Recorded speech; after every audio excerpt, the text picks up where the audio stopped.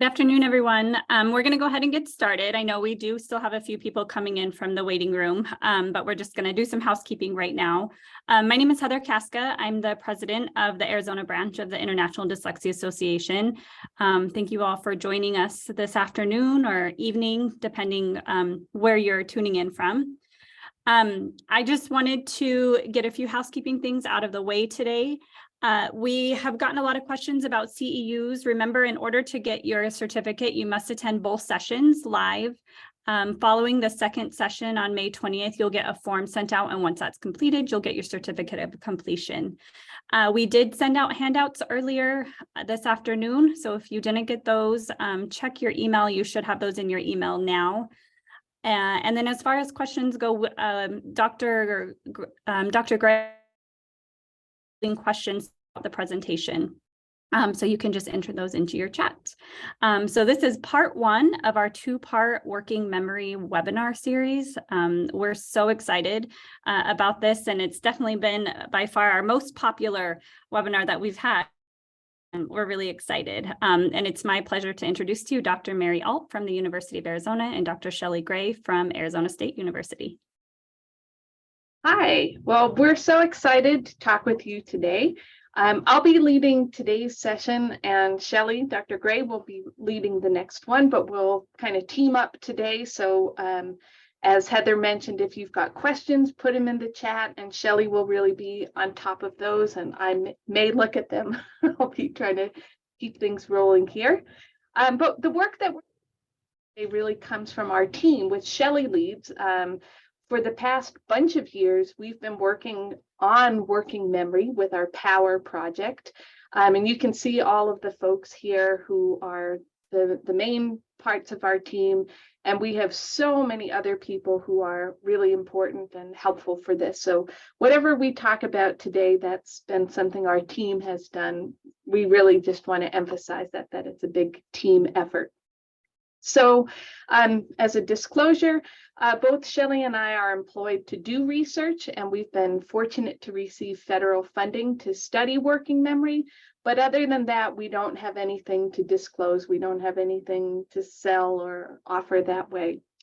And so that's just a little bit about who we are, very, very briefly. But I'm hoping that folks can tell us a little bit about who you are. So in the chat right now, I've just put in a link to a Google poll, and that poll, it'll be anonymous, so it won't have your name, but it'll give us some information about who's attending and a little bit about what you know about working memory. So if you can just take a second to click on that link and go into that poll, that would be great to get a sense of who's here and what's going on. And let us know if you have any trouble with that poll, accessing it, to show you what we've got here. These are the folks who are here. So a lot of reading specialists, special educators, general educators, speech language pathologists, some other categories, and then people are telling us what they know about working memory. And a lot of folks are kind of in the middle with how they're feeling confident about that. All right, so go ahead if you don't mind, and we'll continue to fill that out. You can have your time with that, but I'm going to jump along to telling us or to diving into what I hope we'll do today. So by the end of today, what I hope is that you'll have a strong enough sense of what working memory is that you could describe it to somebody who wasn't able to come today, and that we'll also be able to analyze different settings or situations to get a sense of how working memory might be involved in those situations. So let's go ahead. We're going to talk today just about what working memory is. We're specifically going to talk about how it relates to academics. We're going to go over some models of working memory and also explain why models are helpful or necessary. We're going to talk about different profiles of working memory and how they relate to different diagnoses. And we're going to do some practice so that we start trying to apply some of what we're learning. and have a little bit of time for questions and discussions. But again, you can always get in there. All right, so what the heck is working memory? And what you can see from this slide is that it's something that it's a cognitive process, it's brain-based. And so really what it is, it's the ability to hold and manipulate information in your mind over short periods of time. And it's a cognitive process that relies on many parts of the brain, probably the hippocampus in particular. And one of the reasons we're really interested in it is that it's a powerful predictor of academic success for children. And it's often used right along with the term short-term memory, but they're a little bit different. Short-term memory is basically what you can hold for a very short period of time, whereas working memory is when you're holding that and doing something with it. It's memory as you use to plan and carry out behavior, and you usually have multiple components, and you see some of the components working together. And so to put it in simpler terms, because I like to think about things simply sometimes, I think about working memory like a whiteboard or some other temporary type of workspace that you're going to be using with information that you have before you either commit something to long-term memory, right? So maybe you've made some fantastic schedule and then you're going to take a picture of it to remember it for later, or forget it, because not everything that's in working memory always goes into long-term memory. So it's this workspace, that working part of things. So there's some everyday examples of working memory that I came up with. So going to the grocery store, maybe you have a list, and if you're like me, you forgot your list at home, and so you've got the list in your head. And not only are you trying to remember what that list is, so maybe you're going to get ice cream and apples and popcorn. And not only do you have to remember what you need, but maybe you have to remember the layout of the store and think about, what am I going to do first so that I end up getting my ice cream last so it doesn't melt before I get home. So I've got to remember the things, remember the store, maybe change the order of the list to move there. That's an example of working memory. Or maybe you meet someone at an event and you learn their name, and then you're trying it to remember it while you're learning these other names. So you've got some interference coming in, because at the end, you want to be able to address them correctly. So you've got to hold that, remember it, and kind of fight against all the other names that are coming in. So see at this point, if you can take a minute to think about some other examples of everyday working memory, and see if you can't put those. I'm going to give you information from a Google Doc that we'll be working with throughout this. And that's not copying for me. Let me see for just a second here. I've got this here. Everyone should be able to access this Google Doc, and you can be putting your examples in here. So as we go through, see if you can come up with your own examples of working memory in your everyday life. Okay, another thing that's important to think about, because I know we all work with or live with people of different ages, is that working memory is something that's relevant across all stages of the lifespan. And the capacity for working memory, kind of how much you can remember, increases with age, which is a nice thing. And the research, we need more details on development, but in general, this statement is accurate. And I think it's helpful to think about the ways in which working memory can develop. So one way is this idea of capacity, and it's just basically you've got the ability to remember more, right? Your suitcase gets bigger, you can put more stuff in there. But there's another way that working memory can develop, and this relates to the concept of what our working memory span is. And so, Mary, if you wouldn't mind giving us that poll now, that would be great. We've got a little poll up here, and I'm curious to see what people think the average working memory span, or sort of how many things can you hold in mind at once. What do people think the average span is? All right, we're getting some answers in. Excellent. Okay. It's fun to see. We got a nice range of scores. Love that.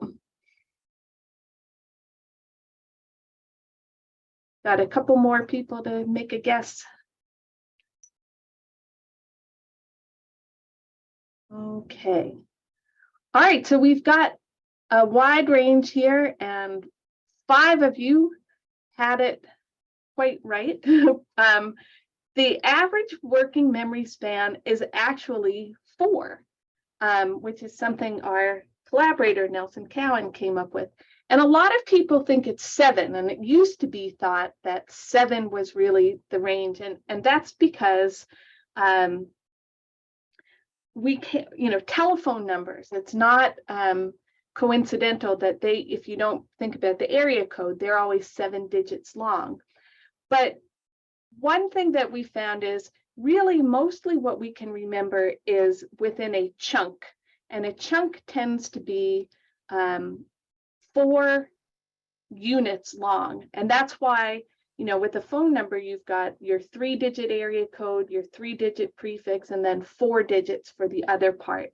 And chunking, when you group things together like that, that allows you to remember more information. So there's the ability to just have more information, but chunking allows you to organize that information so you can remember more pieces of things. And so people can learn how to do better jobs with chunking. Okay, so let's transition and start talking about how working memory can relate to academics. And the answer is, why do we care about this? Because it really seems to have a lot to do with academics. It's active in math. It predicts reading comprehension. It predicts the vocabulary that you can learn. It predicts your oral language scores. It underlies science learning. So basically, like pretty much everything you would do in academics, working memory has been shown to be something that's relevant there. So to give you a sample of with math and just how this might actually work, if we think about the Common Core standard for kindergarten, where you have to identify whether the number of objects in one group is greater than, less than, or equal to the number of objects in another group. And here's a problem like this. Are there more ties than shirts? So how would working memory be related to something like this? Well, part of it depends on what your strategy is going to be. So if you're going to answer this question using your visual skills, you can see and match both at once. These are lined up pretty nicely, right? So it's pretty much easier to see. So for this, your working memory load is actually pretty low. It's here, it's easy, you just look. But if you were using a verbal strategy where you were counting up 1, 2, 3, 4, 5, 6, 7, and you have to remember the number of ties while you're counting the number of shirts, now we've got a working memory load there, right? Because we've got to hold things in place while something else is happening. There's processing, there's manipulating. That's just one tiny example for math. Here's another. And this is a place too where you want to access that Google Doc. Let's say you were doing Common Core 2.0, whatever, fluently add and subtract within 20 using mental strategies. So just do this now yourself. Do this little mental math. We've got a couple examples here. And as you're doing this, I think you're going to find that there are lots of different working memory components involved, whether you're using visualization or verbal strategies. Think about, to do these 2 little problems here, what did you have to remember? What did you have to hold in mind? And see if you can add your observations to that document. So we have this document here. Great. So This is where you're going to be putting these in. And again, these are anonymous. We have, the anonymous rabbit and turtle and llama and all of that. So think about those kinds of things. And this document will be available to everyone after too. So if you want to reflect on and see what other people were remembering, that's something that we can do. But I think as you reflect on that problem, you're going to see how you have to hold things in mind and make comparisons and work with interference. A lot there. Here's yet another one for 7th graders. Solve real world and mathematical problems involving 4 operations with rational numbers. Which coupon would save Aiden more money on a beach towel originally priced at $20? Whew, okay. Needing to know which operation to do. You've got 5 different numbers to keep track of. We've got a 5, a 15, we've got a 20, we've got a 30, and I've got to remember all those numbers, and one is a discount, one is a price, one is a percentage. So even not having to get into the math operations, I've got a big working memory issue here. And so same kind of thing with reading. Working memory explains more what a child's performance in reading would be, more than their age does and more than their IQ does. It's an important thing. I'm not going to get into the details there, but it also explains reading speed. Let's think about, why do you think working memory might be so related to reading? And again, put your observations in that doc. Take a minute to think about, what is it about reading where you'd have to use these processes that we've been talking about? And I'm going to, before I told you something about it, it's explained variance. And I thought I'd just take a minute to, that's kind of researcher talk, to tell you what I'm talking about there. Explaining variance means it's kind of predicting or explaining part of a child's performance. So if you know what their working memory skills are, you could have a good guess about their word reading. So this is from the study we had before. This red chunk of the pie kind of predicted this much of their word reading. Okay, so some examples that I came up with about working memory and reading are things like letter knowledge and identification. You have to recognize different fonts and recognize that these both are the same letters. You have to discriminate from very similar looking letters. So you've got to kind of keep those things in mind and say, which one is it? You've got to bind together letters and sounds, right? Because you have a whole bunch of different letters, a capital S, a lowercase s, a lowercase c, that all equal the s sound. And you've got to remember which two go together. Rules for decoding. You need to look to the end of the word to remember to know how to pronounce it. So you've got to be looking there, thinking of that rule, changing what's happening. There's a lot of processing going on, and you have to hold on to those things in mind to make them work. You've got to deal with interference and updating. So we'll do a little read aloud together. We've got the word ear, right? We know we're going to read this way. So we read the next words that come. We've got ear, dear, here, fear, weir. Oops, that's not going to work, right? It's different. We've got to update. It's not always the same. Word length can make a difference in terms of your capacity and your chunking. So if we took a word like inconsequentially, we could chunk that by morphemes, or we could chunk it by syllables. Which one makes it easier to remember? Which has fewer chunks to remember, right? So how you're chunking makes a difference. So there's just a lot going on here. It's also related to comprehension. So internal sentence, if we say, Alicia was one of the brightest students in the class, and even she was struggling with the new math problem. Well, if I want to remember who she is, I need to go back to the beginning of the sentence and say, oh, it was Alicia they were talking about. And across the text, so inferencing. If I had 2 pieces of information from text I was reading, like there's a lost dog. Somebody's got tears in the corner of their eyes. I've got to remember those two parts and compare them to put together that I think she's sad because the dog is lost. Comprehension monitoring. If we're talking about a dog in this story, and all of a sudden it says, wait, she heard a meow, but it's a dog they're looking for, right? I've got to remember we're thinking about a dog, and meow doesn't go with a dog. So where am I getting off base here?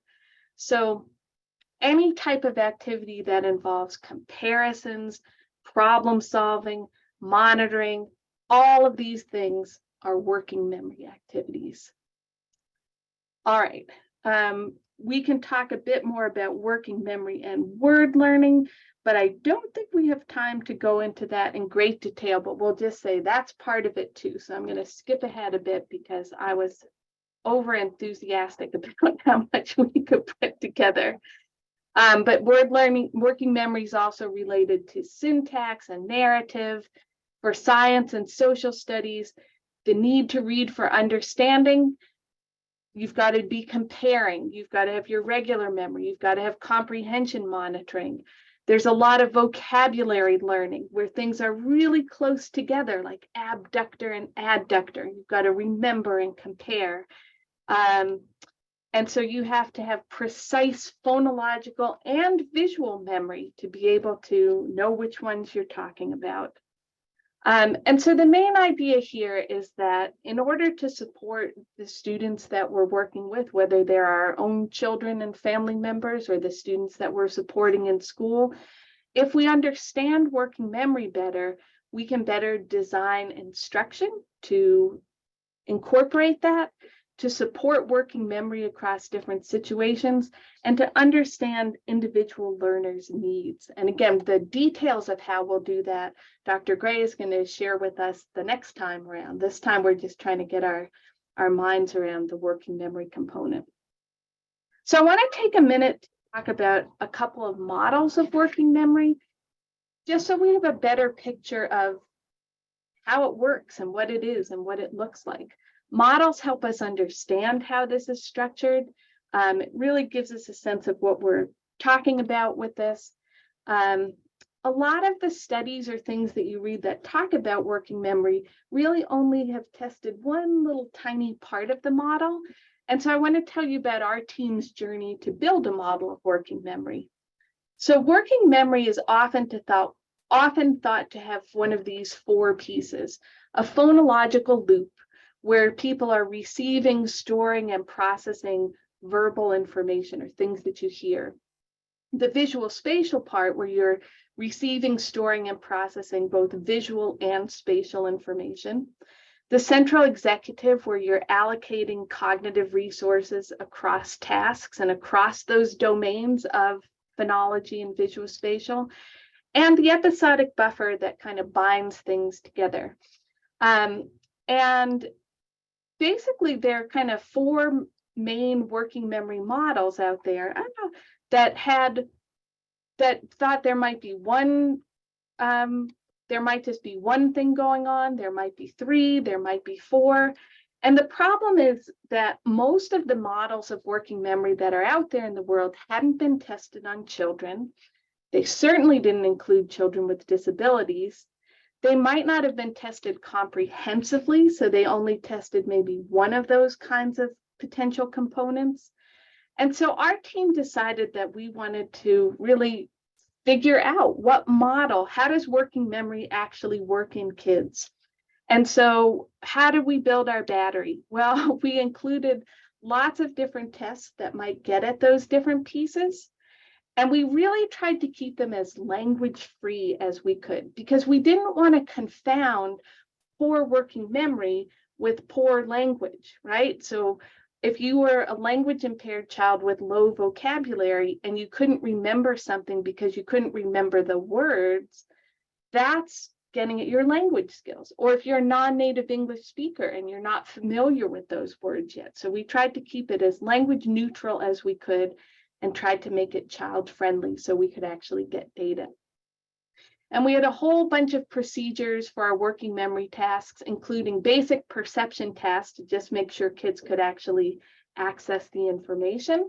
So we had a bunch of different tasks to measure each of these 4 potential components of working memory. And we made a pirate adventure where kids played different games. And if you really are interested in it, you can look at a video of it that's up, accessible to the public. We can share that with you.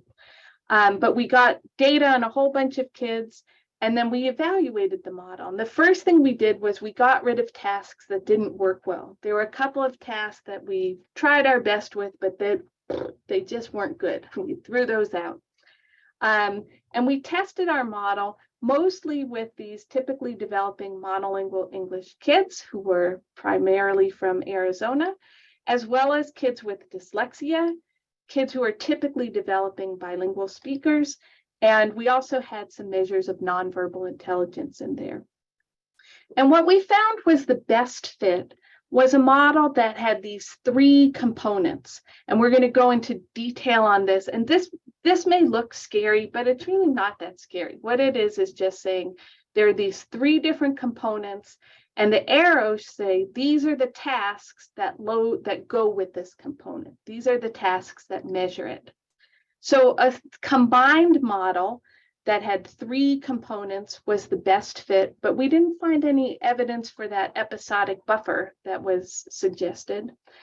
And the other thing that was really interesting is that visual tasks and other types of tasks all loaded on this thing that we call the focus of attention and visual spatial sketchpad. And these are tasks that you really can't rehearse for. You have to have strong attention to complete them successfully. And right now, this was all done with 2nd graders, and we're currently collecting data to look at how working memory changes from 1st through 4th grade. So we're excited about that. Okay, so we're going to dive ahead now to talk a little bit more about these components and what they really look like, so you can get a sense of them beyond just a box next to a circle. And we want to think about how those might relate. We have these tasks and they're experimental tasks, but we want to think about how they might relate to things you actually do in real life. And again, this is going to be a place where, as we're coming along, there may be things for you to add to that Google Doc about what you're thinking about. So this whole central executive component, this is one piece of things. What does that mean? Well, that's something that's thought to allocate cognitive resources within, and I saw a typo here, within and across domains. And domains, we mean the things that you're hearing and the things that you're seeing. And so which tasks fit the model? We had a whole bunch of tasks. Some of them worked well. And one big thing was this idea of updating, where you recall information, recent information, and you act upon it in some way. You might have to add information to it. You might need to make a comparison, but you have to remember something and do something with it. We thought that some tasks like inhibition, having to block out something else while you're learning, or switching would be related to memory, but they didn't fit the model. Now, this doesn't mean that these aren't important things for learning. It just means they weren't part of this working memory construct. So updating was the main one for us. And the way we tested updating is we told a story about robots who were making toys at a toy factory, and they had to make sure that they got the right number of toys, or the kids at the end were going to be upset and start crying. And so they'd see something like this, about how many yo-yos and how many teddy bears, and then they would see a +1, and then they'd have to remember. So in this case, it was 3 and 3. So this case, they'd say 4, 3. You have to remember. When they see this, they'd have to remember it was 3. Now I've got to update. One of these moved up by 1, and then they'd see another one and another one. And so they'd have to keep updating. So can you think about any situations in life where people need to update information? So think about that. And again, if there's a lot going on right now, but you might want to come back to that Google sheet later and think about when's a situation where people need to update information. That's going to be a working memory task, particularly central executive. Another one was what was called end-back visual. So children saw this dot pattern and they had to remember that and then determine when they see the next dot pattern, was it the same or not? That was all it was. You have to compare though. But in order to make a comparison, you have to remember what was there before. That's kind of the key part. And it's not just remembering it, but then making a decision. Is that the same or not? What are situations when you're learning, when you have to do something like that? When do people need to remember and compare visual information? And the same thing with auditory. Children heard a tone and then they heard another tone. And the reason we had it as tones was, again, we were trying to keep it low language level. And they just had to decide, was that tone the same or not? So when do kids ever need to remember and compare auditory information? When does that happen? And it's Shelley, it looks like there's a question maybe you could get on in the chat there about the good old episodic buffer. All right, so how might children need to use this skill? Well, certainly any kind of comparing. Comprehension, right? You're monitoring for comprehension. You need to compare. You need to update information about what's learning. Building knowledge. There are so many academic and practical tasks that require us to use these kinds of skills. Let's see. The next big category, so the next big circle down there was focus of attention / visuospatial sketchpad. And really what we're talking about here is this is a part of working memory where you're receiving visual and spatial information, storing it and processing it, acting on it somehow. And when we tested this, we used games that included asking children to remember different polygons, locations, or phonological tasks that didn't let them rehearse. So they couldn't go back and practice. They just had to kind of keep it in mind.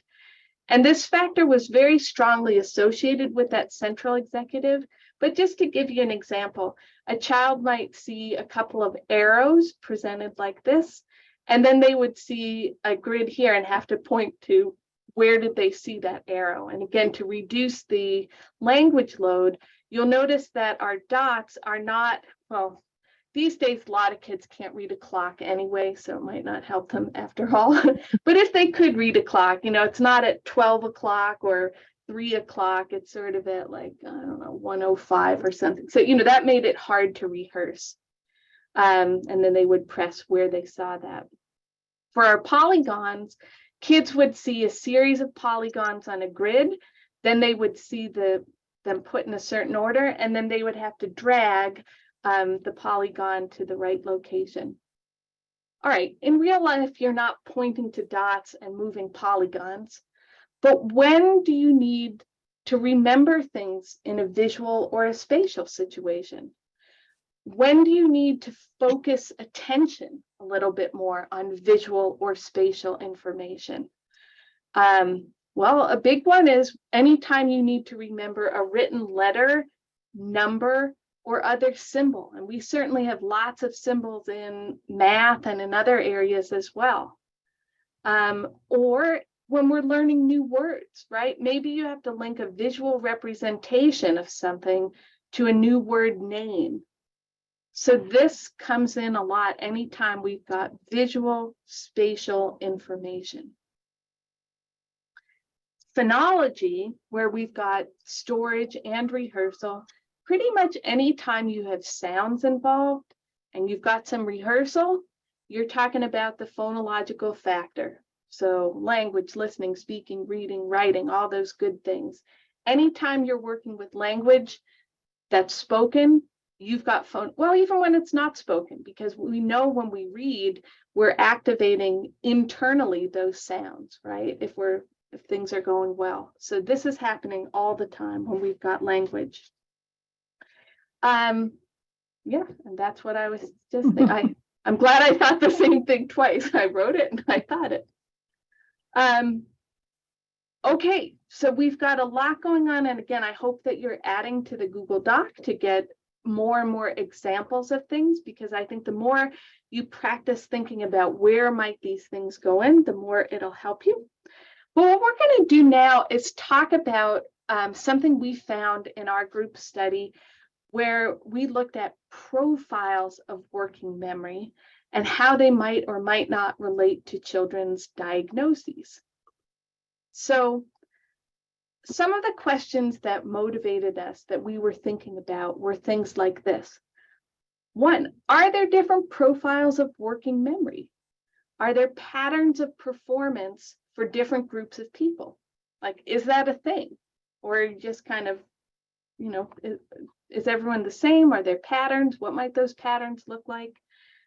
And then the other thing we really wanted to know is, does working memory tell us anything more than a diagnosis like developmental language disorder or dyslexia tell us?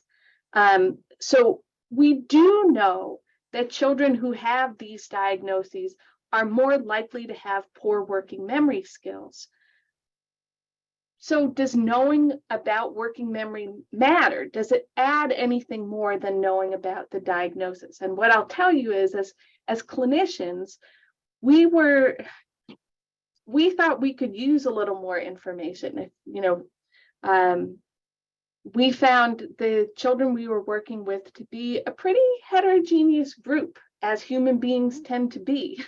And so we wondered, might working memory help us understand a little bit more about differences in how kids are responding to intervention? So first, we just asked, are there different profiles of working memory? And again, we hope that this would give us some insight into a child's working memory strengths and needs. And we used a person-centered approach that classified individual children into these different profiles or groups. And we asked this question using data from the second graders that we collected. So we had children who were pretty much second graders. They ranged from 7 to 9 from 4 states in the US, although most of them were in Arizona. These children all had normal hearing and vision corrected, meaning they could wear glasses. They did not have attention deficit hyperactivity disorder. They were monolingual English speakers who had normal intelligence, normal nonverbal intelligence. And 167 kids were classified into the typically developing group, which meant that they had a standard score that was greater than an 88 on a language test. They had good word reading scores, they had good speech skills, and they hadn't ever repeated a grade. We had 82 children with dyslexia who also had good oral language skills, but poor word reading skills. We had 9 children who just had DLD. They had good reading skills, but poor oral language skills. And 44 children who presented with both DLD and dyslexia, so poor oral language and poor reading. And what we found were 4 different types of working memory. And what was interesting to me was, when I was thinking about profiles, I was kind of thinking, oh, maybe we'll have the kids who are great at phonology and poor at visual or something like that. But that's not what we found. We found these 4 groups where we had the first group were kids. So let me orient you here. 0 means average. This is where if you perform here, you're an average score. So this thick red line at the bottom, these were children who were poor all across the board. We see they were particularly poor at the central executive, but they didn't hit the 0 line for anything. They had trouble with their working memory. Then we had these 2 groups of kids in the middle who were pretty much average, but they really were different on this one updating task, this number updating task. So we had average with low number updating and average with high number updating. They weren't just average here, they're above average. And then we had this other group that was just pretty much good at everything. So those were our 4 working memory profiles. So then we wanted to see, okay, well, who's in these groups, or how many people are in them? And so this low group consisted of 21% of our sample. Remember, we had over 200 kids there. So 20% of the kids are bad at working memory. We had about 12% of the sample who were average with the low number updating, and about 30% who were average with the high updating.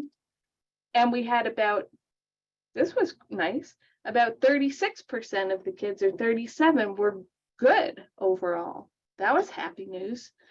And so we wanted to know, well, basically, are all the kids who are in the low group, are they all our impaired kids? Are they synonymous with the developmental disability? And the answer was no. And so this is exciting. In this group of children, working memory deficits did not always go hand in hand with the DLD or dyslexia diagnosis. 8% of kids with typical development were in that low working memory profile. That's a pretty big chunk of kids. Maintaining and concurrently updating information may be particularly difficult for kids who have both types of impairment. But the idea here is that knowing a child's individual working memory profile might be very helpful in understanding learning problems over and above that label that they might have as dyslexic or with DLD. So I want to look at kind of each group and who's here. So when we look at kids who had typical development, you can see that while most of them were in the high group, there was still this 8% in the very low group. And when we look at our kids with dyslexia, we have most of them in average or high average group. Now, it's a bigger chunk, it's 3 times as many kids in this low group, but the majority of these kids have good working memory. And our kids who are comorbid, same kind of thing. They're much more likely to be in this low group, but not everybody. They're 12% of kids are in the unambiguously average or above, and another 20 in the primarily average group. So they're not all the same. I'm just kind of highlighting those, about plenty of kids in that highest group, lots of kids in those middle groups. And so we came to look too about whether or not those profiles, how they might relate to some academic skills. So in this case, we looked at the Tower, which is a word reading type of test.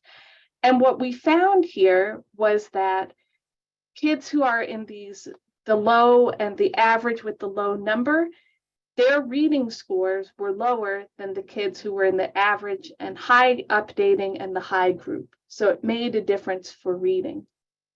In terms of oral language, the high group had higher language scores than the 2 average groups, who also had higher language scores than the low group. And remember, these groups are mixed up with kids from all the different categories. So this is not, well, yeah, those are all the kids with DLD. No, not always. They're all together. In terms of word learning, it was the same kind of thing. Kids did better when they had high working memory on word learning than kids who were in the average groups, and they did better than the kids who had the low working memory. So we're seeing reading, we're seeing oral language, we're seeing word learning. All these kinds of things are coming together to make a difference. And so what that kind of brings us to is that, are there profiles of working memory? Yeah, there are. Do working memory deficits always co-occur with DLD and dyslexia? No. And this is going to be important when we talk next time too about techniques that we might use. The one technique is not going to work for all kids with dyslexia or all kids with developmental language disorder. Are specific patterns of deficit associated with each disorder? No. Again, there are individual differences. Yes, there are some trends where, especially the kids who have both diagnoses, are having a little more trouble, but it's not quite, the disorder and the working memory each tell us something unique. And are working memory deficits additive? Not necessarily. A higher percentage of kids with both were in that low class, but again, there were about 34% of the kids who weren't there. So they're really two different things. It tells us we want to know about working memory. Now, of course, there's some limitations from what we've done, which is, and so we want to be clear about, not generalizing this to everyone everywhere. So our sample only included second graders, and we know that working memory continues to develop throughout childhood, and we're excited to analyze our next set of data from first through fourth graders to kind of see how that looks. Hopefully, maybe next year we can come back and tell you something about that. But it may look different as kids get older or as they're younger. We only had 9 kids who only had DLD or developmental language disorder, so we can't say a ton about them. We did this profile analysis just with our monolingual English speakers, so it's possible that the results could differ for bilingual or multilingual children. We've got more to say about that, but we're looking at that. And so there's some clinical implications here too, again, given those caveats. Diagnostic category is not the same as working memory profile, even for children with typical development. So just because a child has no diagnosis doesn't mean that they don't have poor working memory, and they might be struggling in their classroom. And they might not have a diagnosis to go with it, but maybe memory is something that's playing into that. A working memory assessment may really add important information to psychoeducation evaluations. And we know that these are kind of limited at the moment, and we're working hard to create one that people could use. But we really think that working memory, knowing about working memory, could do a lot for us. And so a testable hypothesis is that if you know something about a child's working memory profile, you may be able to tailor interventions and instructions to improve that child's learning. So that's something we'd like to move toward. We all know as educators that you need to apply information and learn by doing. So I know I've shared a lot of information. So now we're gonna take some time to kind of practice what we're gonna ask you to do in between this webinar and the next one. And so one thing that we'll ask you to do is to go ahead and select a goal for a student that you have. If you're a parent, it might be something like, I want my child to leave the house with their lunch and homework for a full week. I don't know if I got that down yet. Or it might be, hey, I have phonemic awareness goal. I want this child to distinguish the final phonemes of one-syllable words. So whatever it is, you'll think about some kind of goal that you would work on with a student. It could really be, because we've talked about how working memory is related to so many things, it could be anything, just something that you are going to work with a young person on. Then what we're going to do is outline a lesson plan for that goal. So let's say we took the lesson plan that I want this child to be able to identify the last phoneme in a word. And then I might put in, well, what are the steps I'd have them take? And granted, this is not the best lesson plan ever, but it's just an example. But first, I might start by reviewing what the word last means, right? Because if I say last and they don't know that word, we're going to have trouble. And I might have two columns, or whiteboard or pieces of paper, whatever you like, that have with different target phonemes. So maybe words that end with consonants go here, and words that end with vowels go here. Or maybe you're going to choose specific ones. Maybe you're going to contrast minimal pairs. You're going to have a B and a P column, whatever it is. And then you're going to ask the child to listen to a single syllable word, to say what the last sound in the word is, and to write that word in the proper column. So we're going to say that this is our lesson plan. If you can, take a screenshot or just jot down so you remember what this lesson plan is briefly.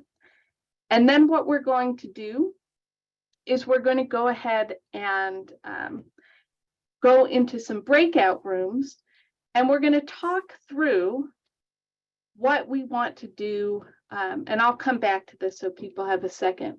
But in your breakout room, what I'd like you to do is talk about this lesson plan and think about, where do you see potential working memory demands? See if you could find, what are the parts of this lesson plan that are going to require a child to use working memory. And, eventually we're going to, when we get to next time we meet, we're going to talk about how we might support those things. But right now, we just want to be thinking about, what are the working memory demands? And if you really want to, challenge yourself, you could talk about what part of working memory you think it is. But mostly we want to just focus on, what are the demands? So take a minute or so, either screenshot this or just jot down, there are only a couple of pieces to this, what the plan is. And then we're going to pop into our breakout rooms and go over, what are the working memory demands for this lesson plan. And if you're in a group or you're a parent and you think, I would never do a lesson plan like that, I want something that's more related to my everyday life, feel free to find your own. But we just want to do that practice. You're getting. Yeah, absolutely. Please do. So from a parent side, in the breakout, I talked more from the teaching side, but a parent. So my son, he's 6th grade, literally water bottles, just stay at school, cannot remember getting that to come home. I think of that more as an executive function piece, or maybe could you speak more on the difference between working memory, executive function, or they probably meld together, but what could I do to help him to create something in organization at the end of the day? Yeah, that's a great question. And I have a child, he's older now, but I've lived this life. So there is a difference between the working memory and the executive function parts, even though they share that word executive, right? There's that part, Okay. But right, the inhibition and the focusing on things, those attention parts, those are a little bit separate, but I think they're related to, they're not memory, but I think they're important to learning and those types of things. And I think really the things that have been shown to be most effective with those are often finding external type, like you have a checklist, but you have to find what works or something. Right. You've got your phone goes off. You have to check in with the teacher. Like, what did we do?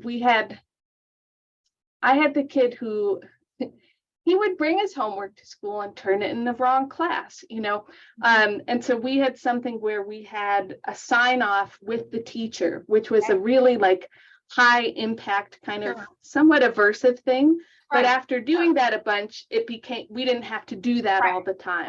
But you have to kind of find, what works for your individual, because not everything is as, and also what works for one person isn't always going to work for somebody else. But those are separate from memory, but they're neighbors, I would say. Because, he's got the ADHD, dyslexia, dysgraphia, working memory. I mean, the kind of typical profile.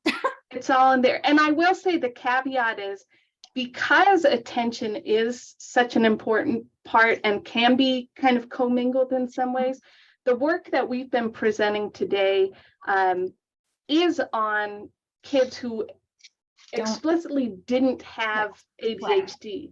So I think that's really important to make sure that those are a bunch of kids we're going to want to look at more as we go forward. All right, so thank you. And it looks like we have a bunch of people back in the room now. So I'm wondering if folks would be willing either put into the chat or just unmute yourself, raise your hand, whatever you like, to talk about what were some of the working memory challenges that you found within that little lesson plan. What were some things that people saw? And if you want to chat, if you want to say. I can go, Mary. Okay. Thanks, Jan. So we talked about the tasks, the working memory tasks were knowing what the letters. So we have to have letter recognition. We have to know the sounds. We have to be able to match the sounds to the letters. We have to know decoding rules. We have to know last. So what's first, what's last. And we have to then write it in the correct column. So we have to know what are consonants, what are vowels. And so we determined that there are multiple tasks there for the working memory, and that we might be exceeding that number 4 of working memory, what we can hold, and that this might result in cognitive overload. All right, great, thanks. Other groups or folks have things that you want to respond to, add to what Jan said? Other ideas?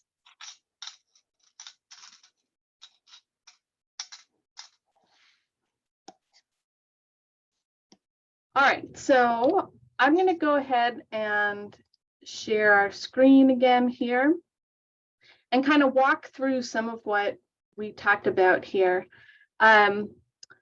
So I'm going to just talk about each part and think about, kind of break these down a little bit.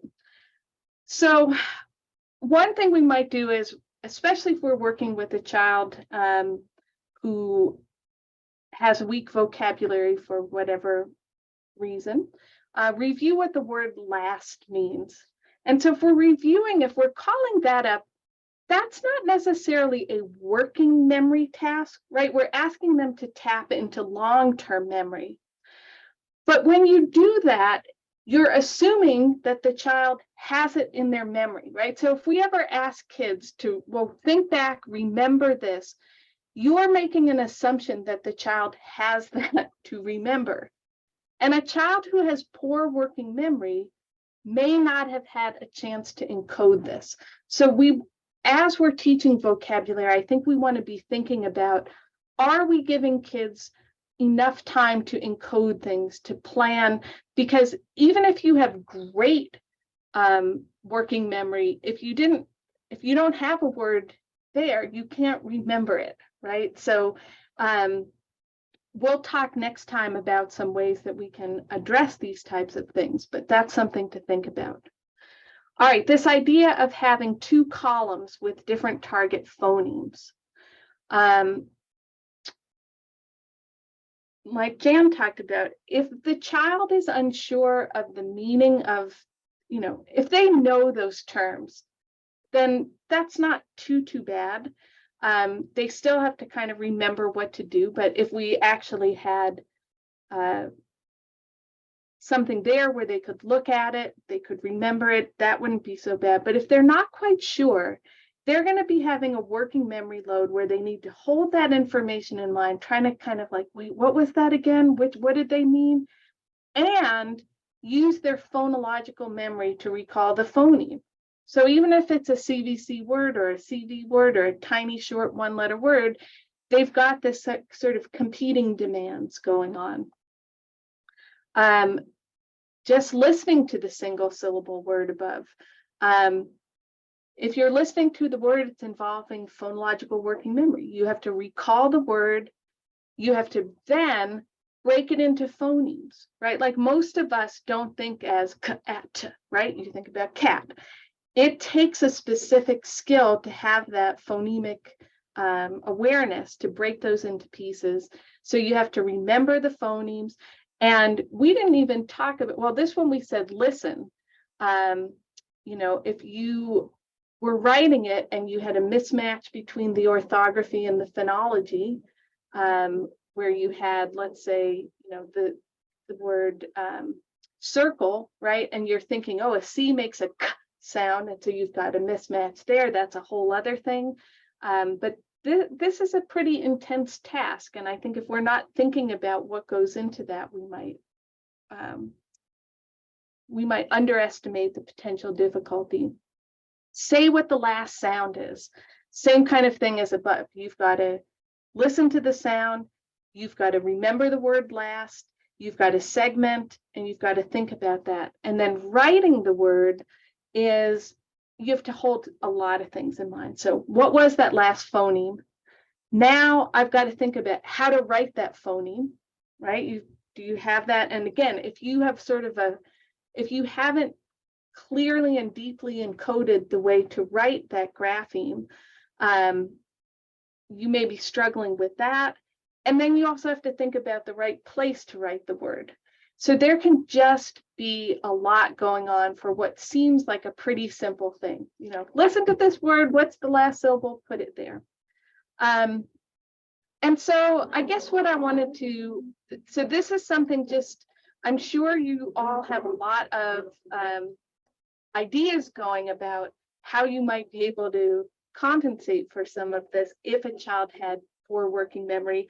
But another thing that I want to bring up too is just, I've been talking about poor working memory, but I want to remind us that one of the really exciting things that we found with our profiles paper was how many kids with dyslexia in particular have good working memory, like really good. Some are average, some are good.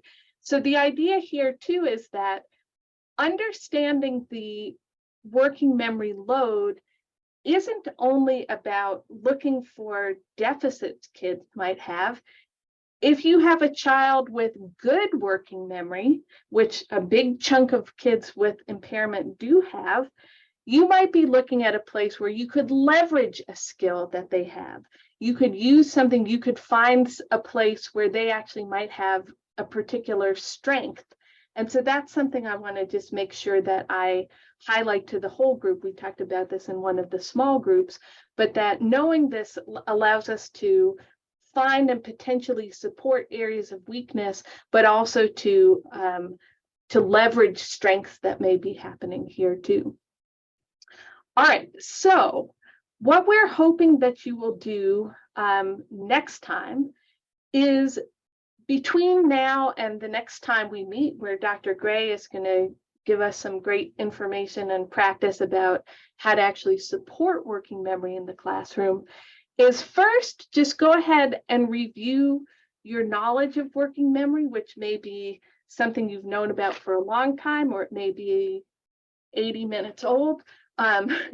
So you've got a handout Heather sent out. It's just a Word document, but it's got a hyperlink in it that'll take you to a Google quiz. It's anonymous, so we're not going to know. So please, please don't feel if you don't know something, that's all right. And an important part of that quiz is at the end, we've got a place for you to tell us about things you'd like to know more about too. And so that's something that we'll try to look at between now and then and make sure that the next session really is addressing the things that you're curious about. The next thing you're going to do, and again, there'll be another hyperlink in there for you to click on, is to create a lesson plan or home goal if you're a parent that highlight and do just what we did here. Think about, okay, how would I be teaching this, or how would I be teaching my child to do this, or asking my child to do, and what are the working memory demands there? Because we're going to want to know that, because then when we meet next time and we talk about how we can implement some of these things, you might have something specific that you can really apply it to directly. So we want it to be as meaningful as you can. And then the other thing is just to think about kind of what is going on in your environment, and look and see what are the working memory demands that you are noticing in your everyday life. I loved some of the ones that I saw on on the document already, which are like remembering why I walked into a room. Some of those resonated with me. And again, someone had asked a question about where the document with the hyperlinks is. So there were the slides, notes, and then, oh yeah, Shelley answered that. Thank you. Perfect. Okay, so what we'll do next time is that once we've become, so hopefully now we'll get a better sense of kind of what is working memory. And once we're more aware of these memory demands, next time, Shelley will have us start talking about how we can support children relative to those demands, both in terms of supporting weaknesses and leveraging strengths. Oh, and then, yeah, Heather said you'll get the homework document after the session, so be on the lookout for that. And now we have a couple of minutes if people have questions that they would like to ask. And as you're asking the questions, we also really just want to thank everyone for coming. We've spent a lot of time talking about working memory because we're really interested in it, and it's really exciting to see that there's so many folks doing the work who are also interested in that. And we're excited to connect. So what in the last couple minutes would people like to ask about or share or?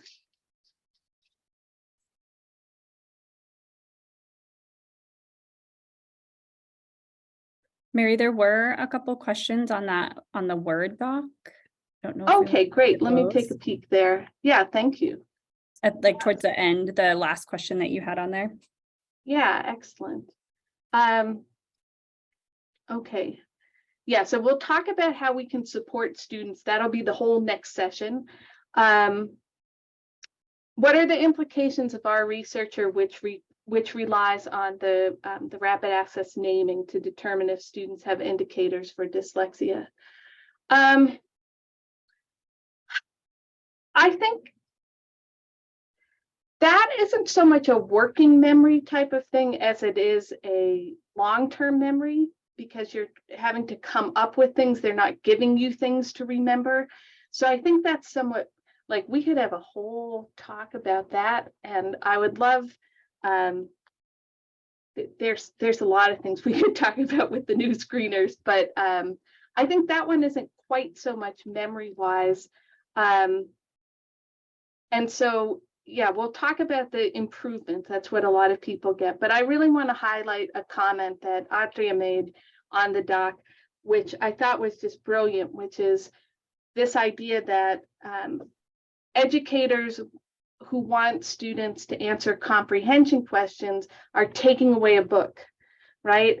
And there's a difference between comprehension and memory.